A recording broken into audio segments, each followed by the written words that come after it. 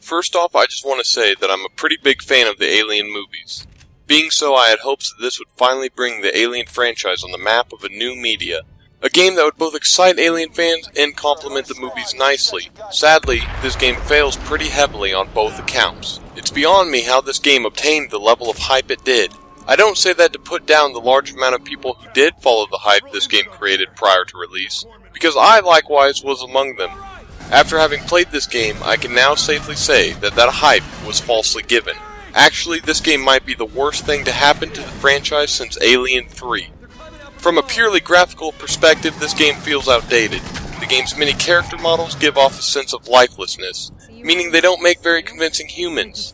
This is mainly seen in the characters' eyes, which make them come across as very doll-like. Certain textures in this game are also very poorly done. To be perfectly honest, some of these textures are so lazily executed that they look as if they came straight from a PlayStation 1 game. It's not every texture in the game, but a fair amount of them, after even becoming somewhat close, come across as being extremely blurry and ugly. The most noticeable of these bad textures comes in the form of screens placed on computers, found often throughout the levels. It's not only that though, I encountered a truly awful looking sky texture on one of the outdoor segments. Even the green light texture, which is placed on hundreds of doors in the game, just looked bad. There is no excuse for ruining textures that are so often encountered during the gameplay. At times, the environments look alright, and even pay homage to the movies, although these environments also suffer from an overly shiny look, a look that a lot of games made early on in this generation suffered from. You'll know what I mean when you play it. Instead of looking gritty and realistic, it comes across as plasticky and unrealistic. Last generation, all of these graphical hiccups wouldn't have looked out of place, but nowadays, we as gamers have a different level of expectations, especially from a game that we were teased into believing would be a high-quality game. The story associated with this game probably won't interest many. Instead, the majority of those players will probably skip the cutscenes, and will not miss anything special in doing so. Majority of the characters in this game aren't very likable, and by the end of it, your opinion and feelings towards them won't have changed. The dialogue in this game, while being fairly well done, comes across as being kind of cheesy. For anyone wondering, no, it's not the kind of cheesy, funny dialogue one would get from watching the Aliens movie now. It's just simply cheesy. The story is unraveled by both in-game, real-time dialogue and through high-res cutscenes. While these cutscenes look decent, the character models' lips still don't appear to match up with what they're actually saying, which further assists in taking the player out of the already dull story. As some people like to say, it's not the graphics that matter, it's the gameplay. I am a firm believer in that statement myself, and if this game had outstanding gameplay, I could overlook the graphics. Sadly though, it really doesn't. The gameplay has just as many, if not more issues than the graphics. It plays like a low-budget first-person shooter. Player movements feel clunky, and the aiming feels loose. The controls are nowhere near as tight and refined as they should have been. The control layout, unsurprisingly, is very similar to that of Call of Duty's. You've got your iron sights and your sprint button. The gameplay rarely is accompanied with a feeling of fun. It's just simply too bland. A lot of just standing around facing waves of aliens or soldiers. Encountering an alien for the first time should be both exciting and scary. In this game it is neither. It's just a target to shoot. The only cool thing one could mention about the aliens in this game are perhaps their movements. They'll crawl along walls, jump at you, and look good doing so. They have the ability to knock you down and put you into what I would call last stand mode from Call of Duty. While being knocked down, you have about 5 seconds of only being able to shoot your pistol until you will automatically get back up. Generally, this ability is more annoying than anything.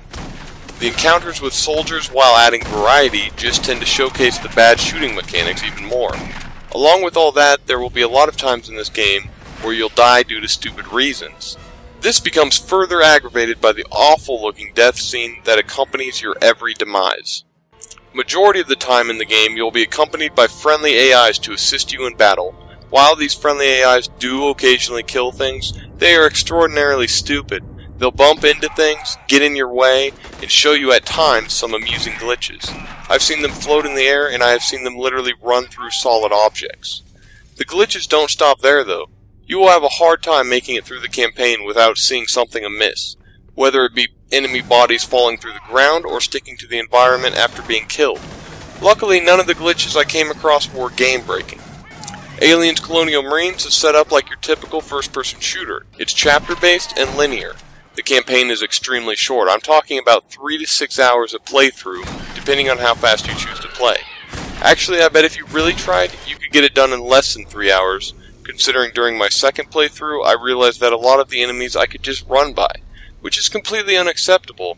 Any game that you can just run by the enemies is a sign of a bad game. At times, it attempts to break up the gameplay and add some much-needed variety.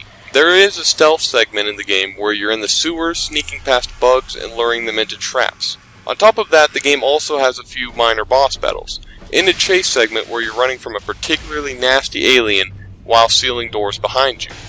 2 times in this game, you will get to control the famous yellow mech from the movie. The first time you'll get to use it for about 10 seconds to lift up a door. I'd like to say the second time is more intense, but honestly it's not.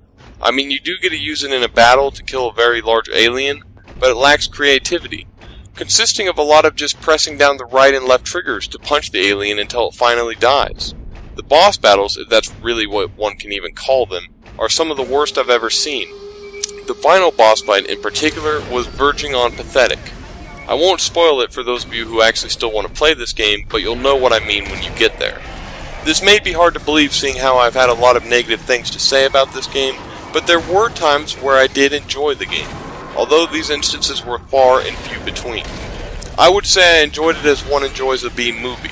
I liked it when the game coincided with the movie, the instances where I would be in a location where Ripley was in the movie. And the idea behind the legendary weapons, which are hidden in different levels, and are actually weapons taken out of the movie itself. Aliens offers a pretty underwhelming, unbalanced online experience. Some people will appreciate it more than others, but I don't see anyone sticking with it beyond a couple of weeks. Along with the less than stellar online, this game includes a 4-player co-op, which makes the campaign slightly better than playing solo. I really don't have much to say about this game in terms of audio. Perhaps this is because it simply doesn't have much. When I say that, I'm referring mainly to the music department, which this game has little to none of. Aside from your typical gunfiring and aliens dying, there is rarely any kind of background music. This becomes really noticeable during the gameplay, and at times, the silence annoyed me. A lot of the sound effects, though, do remain true to the movie, even the infamous screeching sound that is accompanied with the pulse rifle. On paper, this game has absolutely everything someone would want out of an Aliens game. It's such a shame that the execution of all these ideas was so poorly done. Very few redeeming qualities exist within this game. Mechanics and graphics feel extremely outdated and bland. The gameplay only occasionally takes on the essence of fun, more so when playing co-op. The many glitches, while being amusing, only assist in showcasing its poor quality. Boss battles are absolutely atrocious. Honestly, I have a hard time actually recommending this game to anyone, even fans of the movies. Aliens Colonial Marines will undoubtedly go as being one of the most, if not the most, disappointing game in 2013. Aliens Colonial Marines gets a 5 out of 10. This has been Vampire Blade, and if you liked my review, be sure to comment, rate, and subscribe. Also, consider following me on Twitter and Facebook to stay up to date on all my new written and video reviews. Remember, I do a new game review every week, but in the meantime, check out some of these past reviews. Thanks, and see all of you next week.